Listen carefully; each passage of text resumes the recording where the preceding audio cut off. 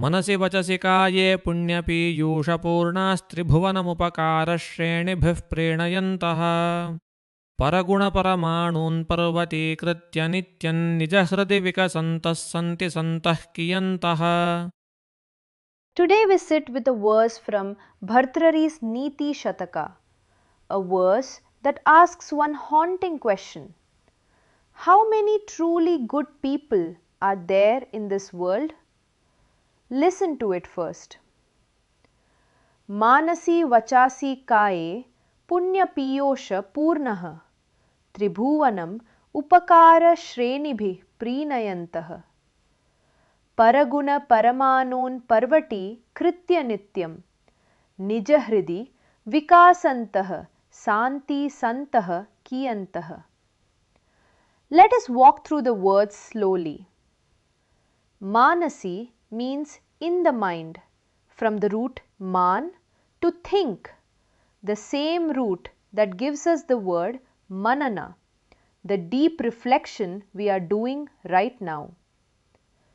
Vachasi means in speech, from vach, to speak.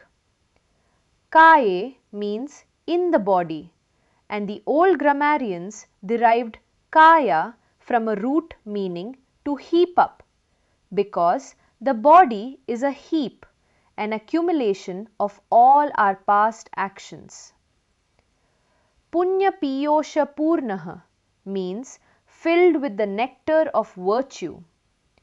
Piyosha is not ordinary sweetness, it is ambrosia, the nectar of immortality itself. So, the good are those whose mind, speech and body are brimming with this nectar, all three at once. Tribhuvanam means the three worlds, which is the poet's way of saying everywhere and everyone. Upakara shrenibhi means with rows upon rows of kind deeds.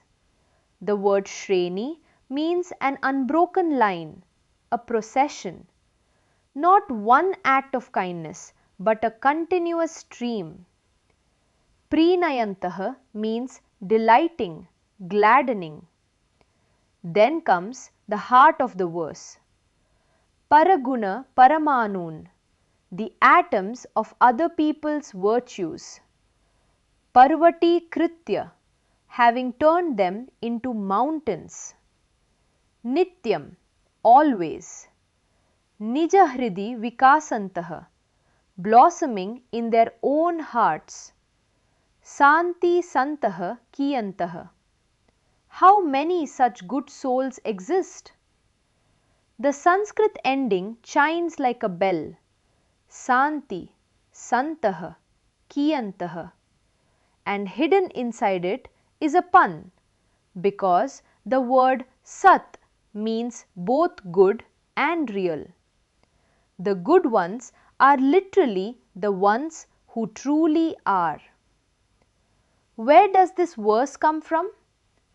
Bhartrhari was, by legend, a king of Ujjain around the 5th century who renounced his throne and became a sage. He left us 3 collections of 100 verses each on wise conduct, on love and on renunciation. This verse sits in the Niti Shataka, in the section describing noble people, and all around it Bhartrhari contrasts them with the malicious who do exactly the opposite. The wicked take another person's mountain of virtue and grind it down to an atom, while inflating an atom of fault into a mountain. Same world, same data, opposite lens. And that is the deepest teaching hidden here. The word paramanu is not casual. It is the technical term from Indian atomist philosophy for the smallest thing that exists at all. Bhartrhari is telling us that goodness is first of all a quality of perception.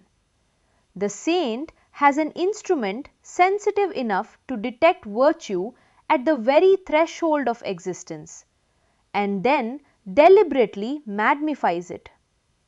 Your attention is a lens, and you are responsible for its curvature. Notice also the secret engine of the verse. Where does the blossoming happen? Nijahridi, in their own heart. The verb vikasantah is the verb used for a lotus opening at sunrise. Magnifying the goodness of others is not a sacrifice. It is the very mechanism by which your own heart opens. Envy contracts the heart like a lotus closing at night. Appreciation is perpetual sunrise. Modern psychology has caught up with this. Researchers call our default setting the negativity bias. Bad registers with mountain weight, good with atomic weight. Studies on gratitude show that deliberately reversing this bias broadens the mind and builds inner resources. Relationship science finds that thriving couples maintain roughly 5 appreciations for every criticism. Buddhism names this practice mudita, sympathetic joy, the direct antidote to envy. Marcus Aurelius opened his meditations with an entire chapter magnifying the virtues of everyone who taught him. Across every tradition, the same discovery. A magnifying glass adds no light of its own. It concentrates the light that is already there until thousands catches fire. So let me leave you with questions to carry. In your last few conversations about someone who was not in the room, what did you magnify? Their virtues or their faults?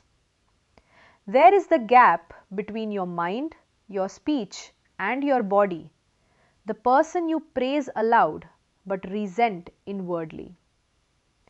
And since Bhartrhari asks how many such people exist, not whether they exist, what is actually stopping you from being one of the few?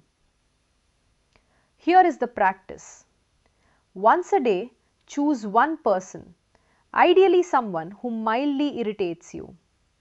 Find one true atom-sized virtue in them. Dwell on it in your mind for 30 full seconds, letting it grow into a mountain. Then speak it to them or even about them behind their back. Kind gossip, the best kind. Then let the body follow with one small concrete act of help within a day. In the evening, ask yourself only one thing. Did my heart feel more open or more closed today? That opening, that quiet blossoming is the proof the verse promises. Do this for 30 days and you will not merely have understood Bhartrhari's question, you will have become part of its answer. मनसि वचसि काये पुण्यपीयूषपूर्णास्त्रिभुवनमुपकारश्रेणिभिः प्रीणयन्तः परगुणपरमाणून् पर्वतीकृत्य नित्यं निजहृदि विकसन्तः सन्ति सन्तः कियन्तः